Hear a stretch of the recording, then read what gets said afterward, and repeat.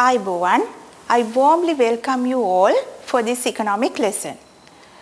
Now we are going to learn the fourth lesson of our economic syllabus, which is the behavior of production firms within the market and the behavior of factor market. In briefly we say costing. Now there are 6 subunits in this lesson. The first subunit is behavior of short-term and long-term production process. So let's discuss what is meant by the production. Actually, production is converting inputs into outputs. Input means production factors such as land, labor, capital and entrepreneurship. And the output is goods and services. Now the production function. The production function shows the technical relationship between the output and input. Output, I told you, it is goods and services. So if you look at this production function, you can see that Q is output. This is a function of L and K. L means labor, K is capital. Now in short term, most of the companies can change the factor labor quickly. But in a short period time, most of the companies are unable to change this capital factor. Capital means property, plant and equipments, machinery, vehicles, like those things. So it is very difficult to change those factors in a shorter period of time. So the firm's capability of changing these factors finally result in the increase or decrease in this quantity.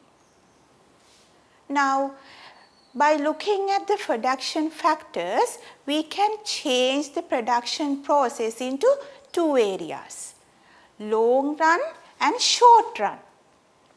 Now, first of all, let's take short run. In the short run, there are 2 variables in the production function. Some are variable factors and some are fixed factors. Here you can see that L1, L2, L3, Ln. That means labor can be changed in short run. But if you look at the capital is constant. Now look at the long run. In long run, there are no such thing as variable inputs and fixed inputs. All the inputs are variable in long run. So as you look at the production function, you can see that the labor can be derived as L1, L2, L3 to Ln. And also capital also derived as K1, K2, K3 to Kn. So you have already understood that there are 2 classifications in the production process, short run production process and long run production process. So if we take the short run production process, I have already told you that the factors we can divide it into 2, variable inputs and the fixed inputs. So law of diminishing marginal returns. Now this is a rule which is in the short run period. That means I have already told you there are 2 kinds of factors of production, variable factors of production and fixed factor of production. So we can't change the fixed production factors in short term, but we can change variable production factors. So if we increase the variable production factors along with the fixed factors, up to some extent we can increase the production.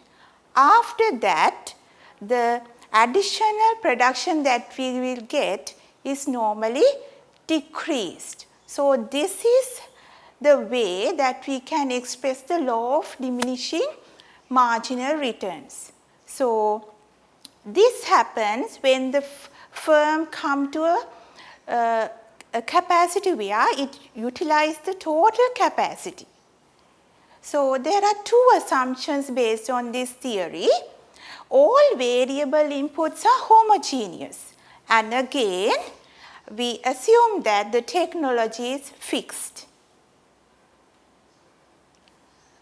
Again, if we look at the production, according to the production, that can be divided into three categories.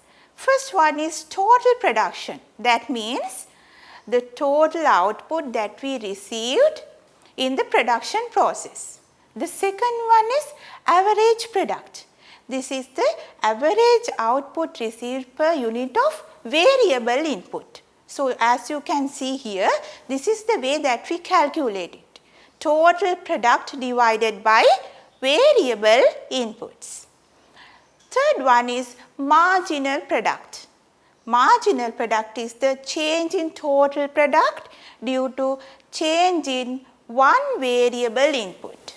So, marginal product equals change in total product should be divided by change in variable input. So, as you can see in this table, in the first column you can see that the fixed factors. Fixed factors, you have given the land and we have given only 1 acre, and the variable factor which is labor. Now, it has increased from 0 to 8 here, and in the next column you can identify the total production, and if you calculate these correctly, you will get these figures as average product and these figures as marginal products. So, we can represent the data in this table in a graph. So, this is the graph. The first graph is the total product curve. In the second graph, you can see the marginal product curve here, this one, and the average product curve. So, the total product curve, if we look at the total product curve, when we see the behavior, we can divide the total product curve into 3 stages. The first stage, second stage and the third stage. In the first stage, you can clearly see that this total production curve goes up, but it increases in an increasing rate. In the second stage, you can see that the total production also increasing in the second stage also. But here you can see that the speed of increasing has been decreased. So, it is increasing in decreasing rate. So, at the third stage, you can see that the total production is decreasing. Now, look at the second graph. So, if we look at the marginal production curve, at first stage it increases in increasing rate, and at the middle of the first stage it has come to its maximum and then it decreases. This happens if you look at the first stage of the total production, the rate of increasing is in this area you can see a decreasing trend. So, because that decreasing trend, your marginal production curve slopes down. So, at the end of the first stage, you can see that the marginal product curve slopes down by touching the maximum point of average production curve. So, average production curve also increasing, and in the second stage it is decreasing. So, in the second stage I told you that total production curve increases, but it is increasing in decreasing rate.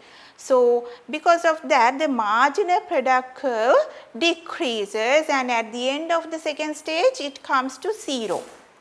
And again, if we look at the total product curve, at the end of the second stage, the total product curve has gone to its maximum, and then it goes down in the third stage. Now, in the third stage, you can see that at the beginning of the third stage, total production has gone to its maximum and then decreases. So, you can see that from the third stage onwards, the marginal product curve goes down and it is having a minus figure. And the average production cost curve also decreases. And you can, I think you have understood the relationship between the total product curve and the marginal product curve. Long run production process. In long run, firm can change its total capacity. Here, all inputs become variable inputs. Therefore, the behavior of output can be seen in three ways: increase in returns to scale, decrease in returns to scale, and constant returns to scale. Increase in returns to scale. This can be explained as the large increase in output relating to increase in input. For example, when input increased by 20%, output increased by 30%. Decrease in returns to scale, the second one. This is a small increase in output relating to increase in input. For example, when input increased by 20%, output increased by 15%. Third one, constant returns to scale. Same level increase in output relating to increase in input. For example, when input increased by 20%, output increased by 20%. 4.2 Basic concepts relating to the cost of production. Now we are going to learn about the opportunity cost. Let's say we utilize production resources in a certain production activity. These resources may have used in another production activity. So, the value of the next best alternative foregone is the opportunity cost of production process. So, the opportunity cost equals direct cost, which is explicit cost, plus indirect cost, which is implicit cost. Now, I told you there are two kinds of production cost, direct cost and indirect cost. The direct cost is the amount of money that we spend to buy production factors. Money spent to purchase inputs, wages paid to workers and electricity charges, like that. And the indirect cost is the opportunity cost. That means the foregone income, foregone interest and the economic depreciation, normal profits. So, when we calculate the accounting cost, you have learned in the accounting cost is equal to direct cost. You already know this. And the accounting profit is calculated by deducting direct cost from the total revenue. And if we look at the economic cost I have already told you, it is consists of direct cost and indirect cost. So, economic profit. So, economic profit is calculated by deducting the economic cost from the total revenue. Now, you have a small exercise to do. So, output of the firm is 500 and the price of per unit is 20. Now, you have given the direct cost, which is wages, inputs, purchasing inputs, electricity charges and interest payments. Those can be identified as direct cost. And again, foregone wages, economic depreciation, foregone interest and normal profit. These are, I told you, these are indirect cost. So, the question is you have to calculate the economic profit. First of all, we have to calculate the total revenue. The total revenue is calculated by 500 into 20, which is 10,000, and the direct cost 4,300 and indirect cost is 1,800. So, the economic profit is, we can get it by deducting the direct cost and indirect cost from the total revenue, which is 3,900. So, 3,900 is a positive figure. So, if the economic profit is positive figure, we identified it as supernormal profit. And if the economic profit is 0, we identified it as normal profit. And if the economic profit is a minus, we identified it as abnormal loss. 4.3 Cost of production within a production process. First of all, let us take short run production cost. The short run production process use both variable cost and fixed cost. We can here we can discuss about total fixed cost and total variable cost. In addition to that, we are going to discuss these 4 variables: average fixed cost AFC, average variable cost AVC, average total cost ATC, and the marginal cost MC. Now, total fixed cost. These are the costs related to fixed factor of production process. For example, insurance installment, property tax, interest for capital, wages for managers. This cost does not change with the output.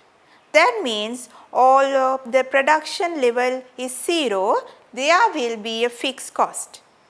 So, the fixed cost curve goes parallel to the horizontal axis. Average fixed cost. This is the fixed cost per unit of output. It is calculated by dividing total fixed cost by total output. As you can see in this table, there is the quantity in the first column, and in the second column total fixed cost.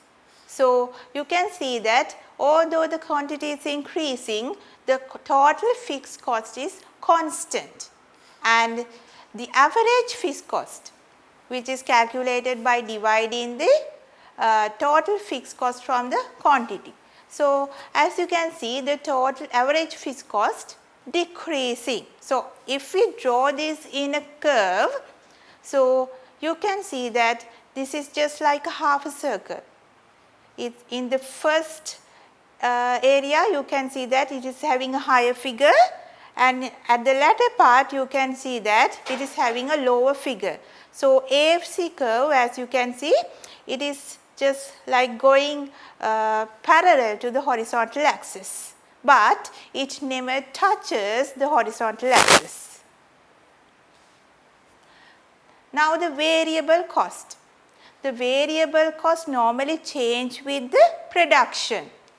The labor, raw material charges, fuel charges can be identified as variable cost. So, if we draw the variable cost curve, as you can see in this slide, this curve at first it increases in decreasing rate. The rate of increasing is having a decreasing trend.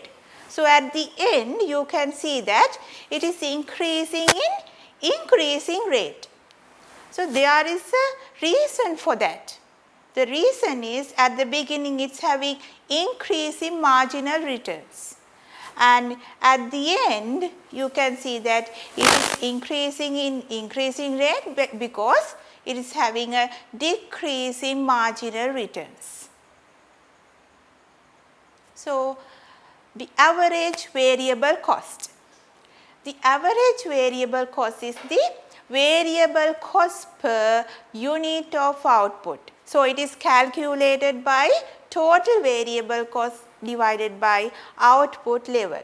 Normally, this curve shows a U shape. That means, in the first stage you can see that it is having a higher figure, then it is decreased, and up to certain level it has become the minimum point.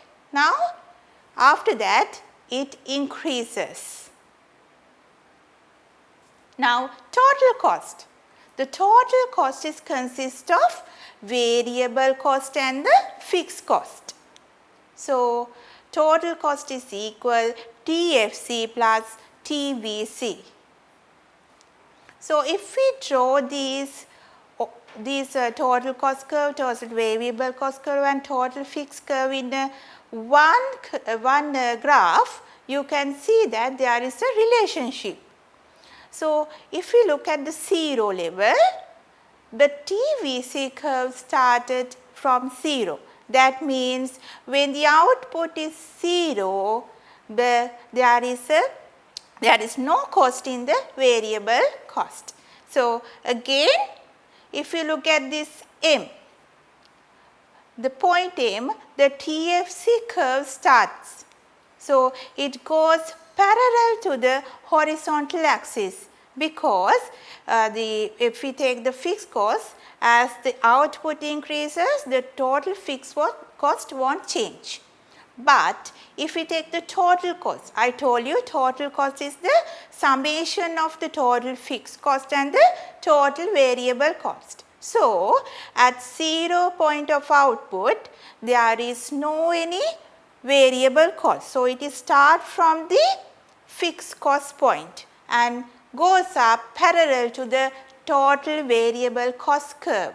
So, as you can see, the vertical distance between the total cost and the total variable cost will be equal to total fixed cost. Average total cost. Average total cost is the total cost per unit of output. So, as you can see, ATC is equals TC divided by Q. So, if we draw the average total cost curve, you can see that these two curves, ATC curve and AVC curve, are having a U shape, and always ATC curve lies above the AVC curve. So, this is the AVC curve. The total average total cost lies above the average variable cost curve. So, if we look at this distance between the average variable cost, always that is the average fixed cost. Now, the marginal cost. The marginal cost is the additional cost added to the total cost when output is increased by 1 unit. So, as you can see in this question given, their output 100 to 200, it has been increased by 100, and the total cost also has been increased by 1000. So, the difference is the difference of the total cost is divided by the difference of the units. So, the answer is 10 rupees. So, the marginal cost curve also gets a U shape. First it is having a higher value, then it comes to its minimum point, and then after a certain quantity it increases. So, if you take this schedule, this is a calculation of AFC, average fixed cost, average variable cost, average total cost and the marginal cost. So, how can we calculate those? So, you have already learned those in the previous slides.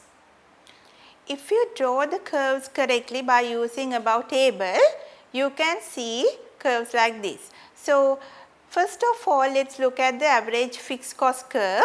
So, it is a rectangular hyperbola, you have already learned that.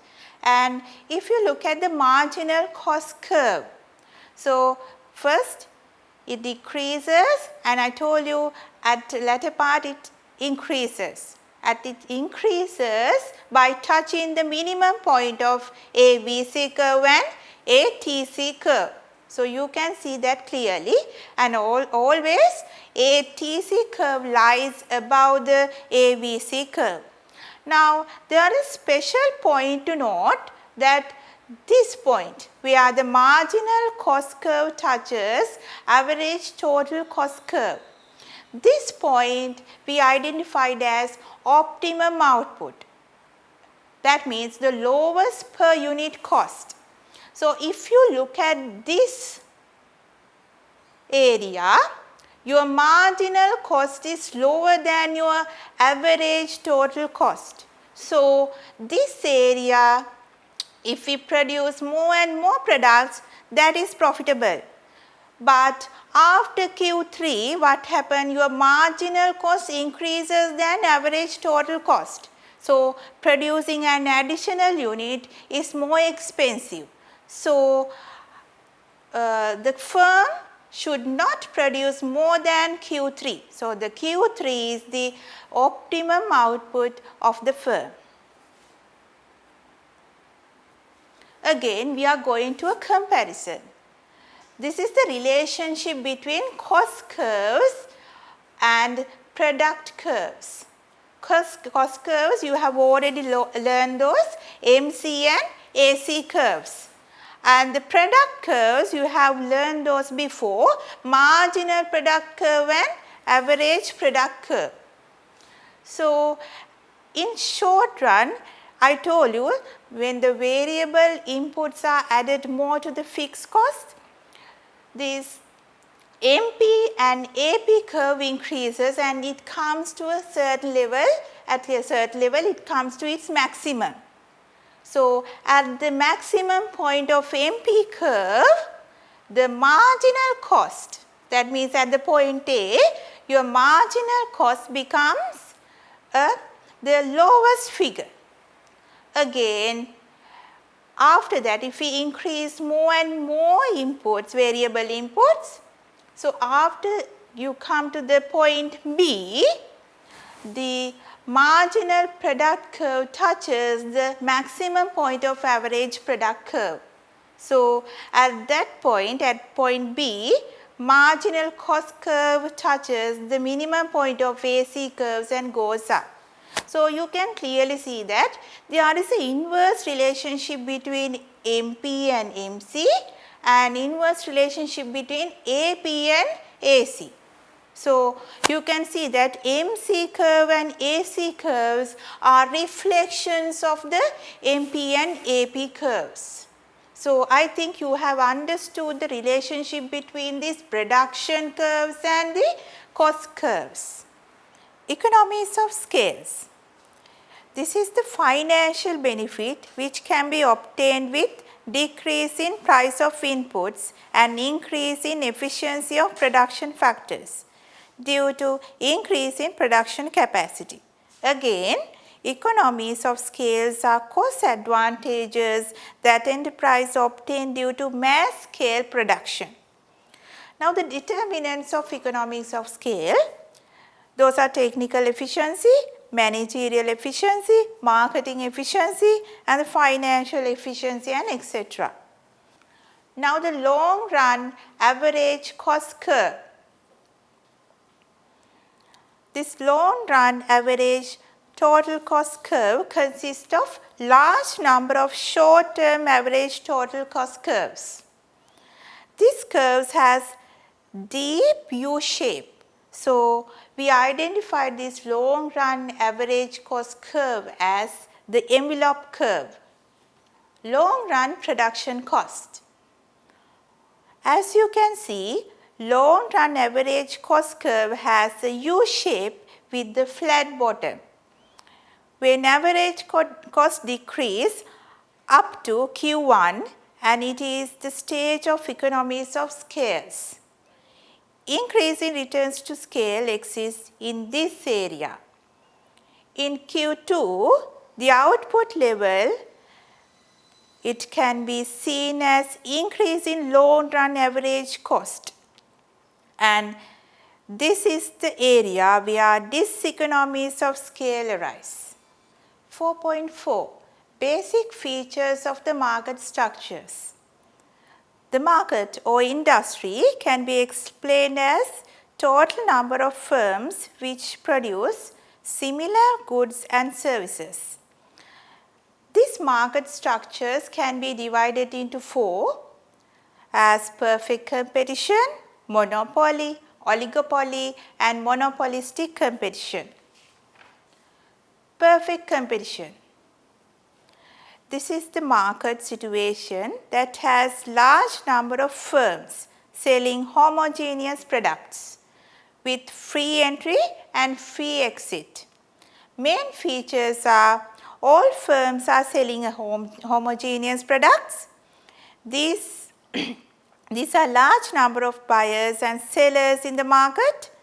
A single firm is a price taker, free entry and free exit, perfect information, no barriers to mobile factors, obtaining normal profit in long run. Here, individual firms supply a very small portion from total market supply. So, the demand curve of the perfect competitive firm is parallel to the horizontal axis.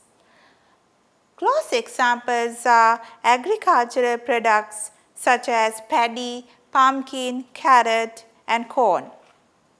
Now, the second one, monopoly market.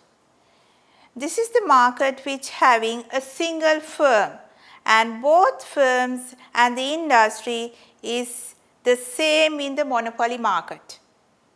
So, the features are there is a unique product, only one firm is engaged in the production, barriers to entries and exit, imperfect information. Now, the demand curve of the monopoly market. The demand curve of the firm in the monopoly market is highly inelastic and it slopes downwards from left to right because it is having an ability to change the price. It is very difficult for a new firm to enter into the market because there are natural and artificial barriers. For example, the first one is ownership of main raw materials may have been owned by one firm. For example, a gem mine that is belonging to one company. So, that is a monopoly. The second one, legal barriers of the government. That means the government prevent new companies to enter into the market. For example, Railway Authority, Electricity Board and etc. The third one, economies of scales. Mass scales of production leads to low cost per unit than the other competitors. So, producers will be easier to sell at low cost. Now, the monopolistic competition. This is the market situation where there is a large number of firms in the market, but the number is less than the perfect competition. Each firm supply a small percentage from the total market supply and there is no barriers to enter or exit from the market. For example, services such as canteens, groceries, salons. And again, products such as soap, shoes and toothpaste. In monopolistic competition, product differentiation is mainly achieved through non-price competition. That means advertising, customer service, home delivery services, loyalty cards can alter the customer for certain companies.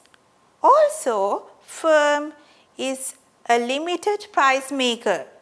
It has a certain degree of power to determine the market price of the product. So, that firm has the downward sloping demand curve which is highly elastic. Oligopoly. Oligopoly market is dominated by few large firms. Approximately 5 to 6 firms is identified in oligopoly market.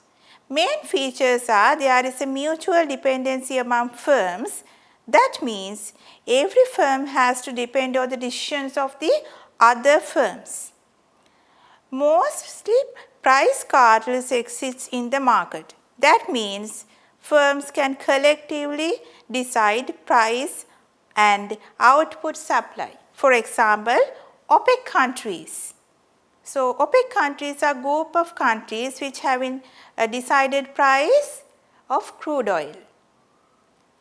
So, here all the companies are stuck into one point.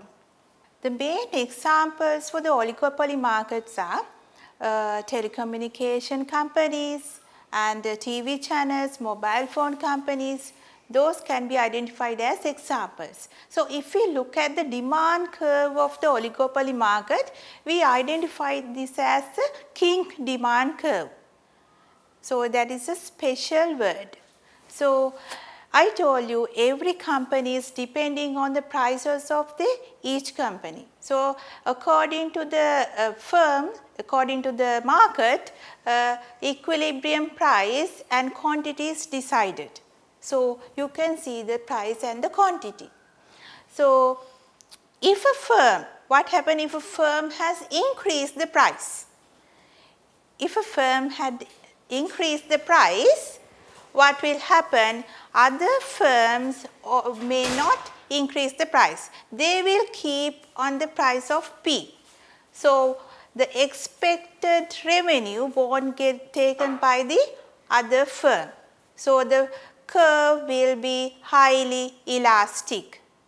Again, if one firm decreases the price, what will happen? Other firms also decrease the price. So, what will happen? The curve will be highly inelastic and the expected revenue won't come for that company. So, the curve, the demand curve will be like a kink demand curve.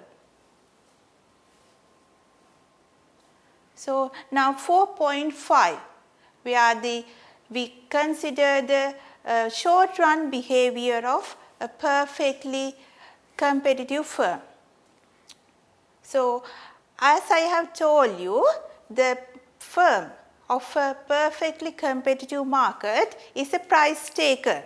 So, every company should take a price which is decided by the market.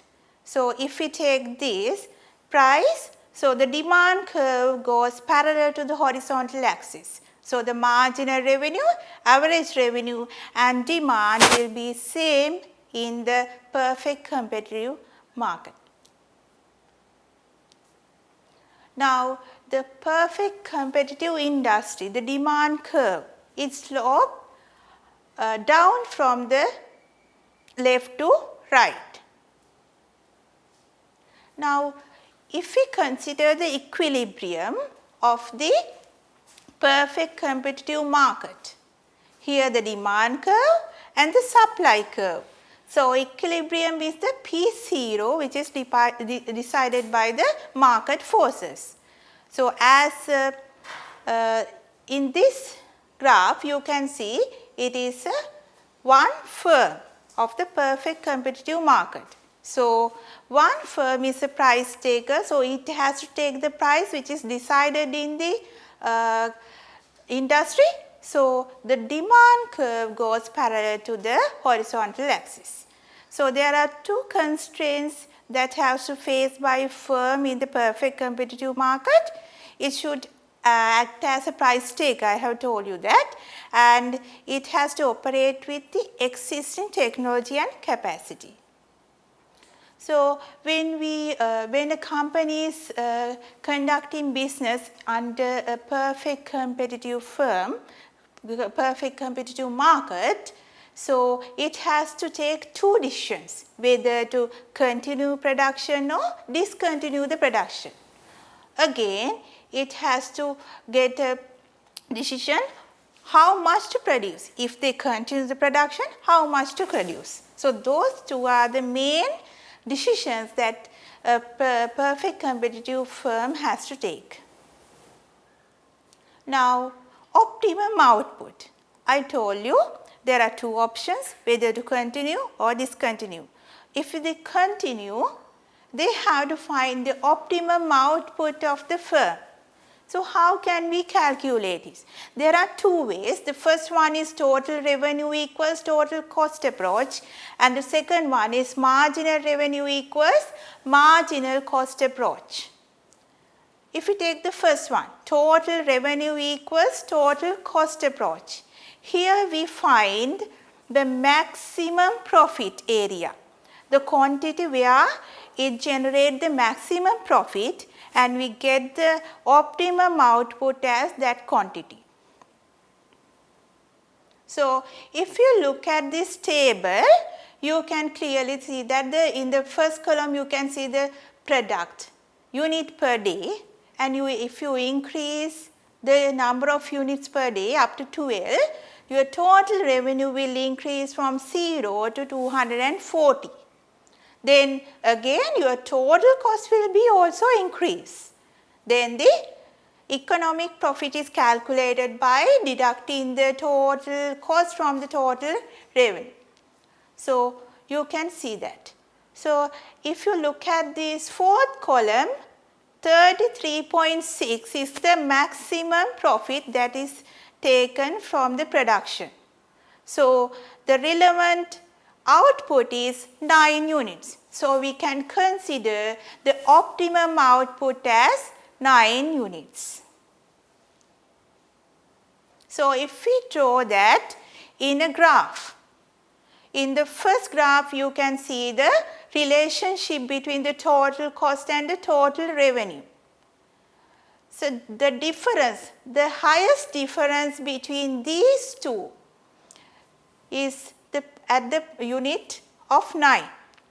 At the unit of 9 you can see the highest difference, L to M to N. So, that is the highest profit of this production. So, we can get the maximum optimum value of the production as 9. Now, the second method, marginal revenue equals marginal cost approach. So, what is marginal revenue? That means the additional revenue per one unit.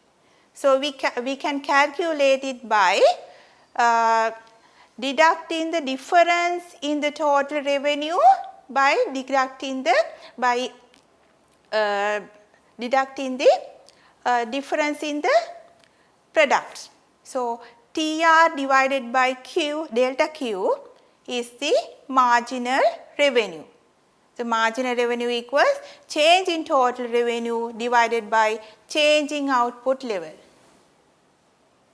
So, marginal cost. So, how can we calculate the marginal cost? So, that can be calculated by dividing the change in total cost by the change in production level. As you can see in this example, delta Q is 10 and delta TC is 200. So, divide the 200 by 10 units is 20 rupees. Now, the second option of selecting the optimum output. So, that is the marginal revenue equals marginal cost approach. So, you can see that there is a quantity, total revenue, total cost, and the marginal revenue, marginal cost and the profit columns.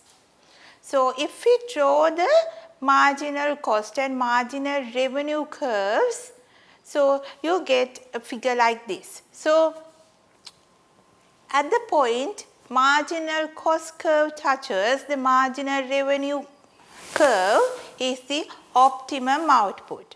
As you can see in this table also, you get the maximum profit at 9 units. So, in the graph also you can see that at the point where the marginal cost touches the marginal revenue, you get the optimum quantity. Now, in the perfectly competitive firm, it has to make 4 decisions. To continue the production with the supernormal profit, that means economic profit is a positive figure. The continue production with normal profit, that means economic profit is 0, or the continue production with losses, that means if the company is having economic loss, although that the company decide to continue, and then fourth one, shutting down the business. Now, let us look at the first one, continue the production with supernormal profit. Supernormal profit means economic profit is a plus figure. So, as you can see, our main condition is the condition of optimum output is the MC equals MR. Here the MC curve goes like this and the MR curve is parallel to the horizontal axis. This is a main feature of a perfectly competitive firm. So, the point A is the maximum output, which is 9 units. So, at this point your total cost will be this amount per unit, 12, and you will get a revenue of 20. So, if you do the calculation, the total revenue will be 20 into 9, which is 80 rupees, and the total cost will be 12 into 9, which is 108, and the economic profit there is 72 rupees. So, the second one, continue the production with normal profit. I told you normal profit is 0 economic profit. So, as you can see in this graph, the optimum quantity has decided in 9 units where the marginal cost curve touches the marginal revenue curve, and average total cost goes at that point. Okay. So, our cost is equal to our revenue here. So, the total revenue is calculated by 20 into 9, which is 180, and total cost is decided by 20 into 9, which is 180. So, the economic profit will be 180 minus 180, which is 0. Now, the next step, where the total cost has gone up and the revenue has gone down. So, this is called the subnormal profit. The subnormal profit is the profit which is less than the normal profit. So, if we do the calculation, so MC equals MR, point is 9 units. So, 9 into 20, the total revenue which is 20. So, it is equal to 180 rupees. Then the total cost. The total cost comes here, which is 25. So, 25 into 9, 225 rupees. So, there is a subnormal profit, that means economic loss, which is 45 rupees. So, if we draw this, so up to now we have drawn only the MC curves and AC curve. So, in this graph you can see AVC curve. So, AVC curve always lies below the AC curve. So, up to now we have taken the marginal cost curves and the average cost curve. But in this graph you can see the average variable cost curve also. So, always average variable cost curve lies below the average total cost. So, in the first condition, look at the point A. So, this is the optimum quantity. Here the marginal cost touches the marginal revenue.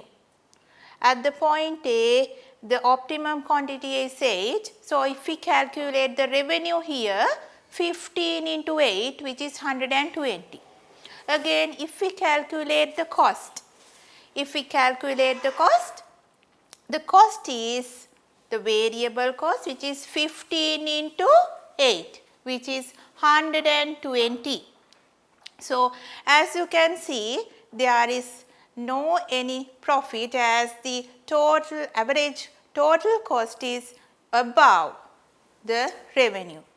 And if you look at the second one, the point B, this is a separate occasion where MR curve touches the MP curve. At point B, the optimum quantity is 11. So, if we calculate the revenue is 220 and at the point B the total variable cost is 187. So, you can see that from this revenue you can just cover the variable cost, but it cannot cover the total cost. So, it can cover about 33 rupees, you can just cover a part of your fixed cost. So, still at the point B, if the company is operating in point B, sometimes the managers may think to keep on the production, because you can just cover up the variable cost and you can cover up a part of your fixed cost. So, at the in the fourth occasion, shutting down the business.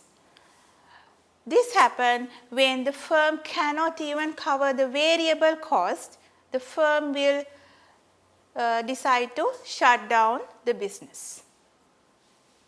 Now, the supply curve of a perfectly competitive firm. In the above graph, point A shows the minimum variable cost. When we take MC curve above the point of A, we can identify it as short run supply curve. By adding individual supply of a firm horizontally, you can get the market supply. So, we can draw the market supply curve as given below. The intersection of both market demand and market supply decides the equilibrium of the industry. Now, 4.6, behavior of the factor market. As you know, there are four main factors as land, labor, capital and entrepreneurship. So, these production factors are having a derived demand.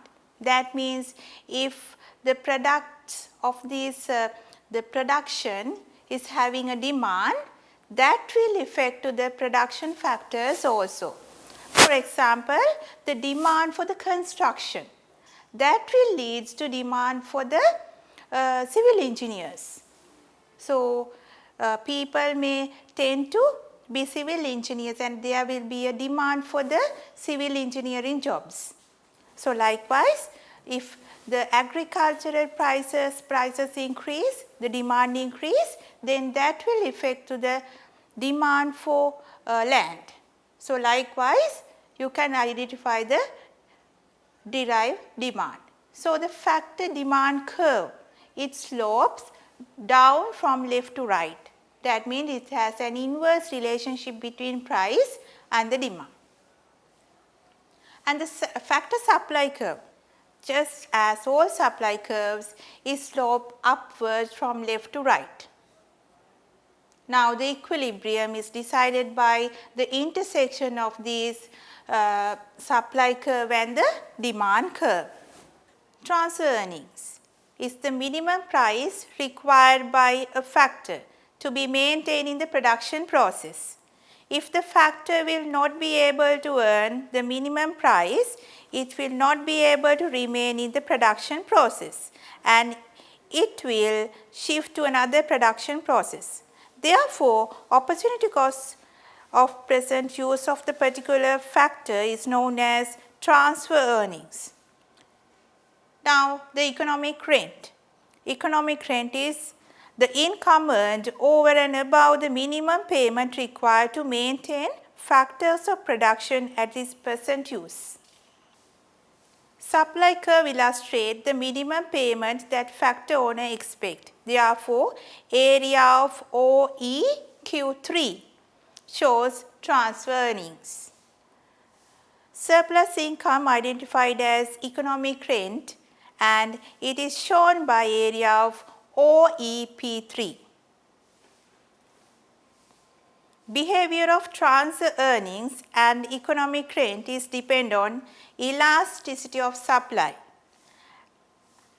At unitary elastic factor supply situation, economic rent will be equal to transfer earnings.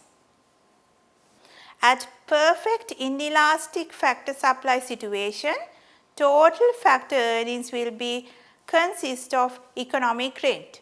That is, the minimum price to be paid to keep Q1 employed is 0. At perfectly elastic factor supply situation, total earnings equal to transfer earnings. This is because factor supplier only receive P1 amount at any amount of factor supply. At elastic factor supply situation, economic rent is more than transfer earnings. At elastic factor supply situation, transfer earning is more than economic rent. Now, this is the end of our lesson, and thank you for listening. Ayubowan.